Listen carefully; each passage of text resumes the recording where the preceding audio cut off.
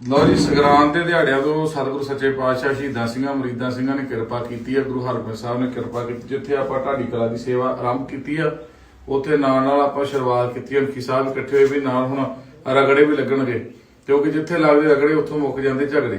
ਠੀਕ ਆ, ਨਾਲ ਗੁਰਬਾਣੀ ਦਾ ਪ੍ਰਸਾਰ ਬਾਬਾ ਮਿਹਰ ਕਰੇ ਚੱਲੇ, ਤੇ ਨਾਲ ਮਹਾਰਾਜ ਦੀ ਮਿਹਰਾਂ ਸਦਕਾ ਇਤਿਹਾਸ ਦਾ ਪ੍ਰਚਾਰ ਪ੍ਰਸਾਰ ਇਦਾਂ ਪਹਿਲਾਂ ਡਟ ਕੇ ਕਰਦੇ ਸੀ, ਇਦਾਂ ਹੁਣ ਵੀ ਡਟ ਕੇ ਕਰਾਂਗੇ।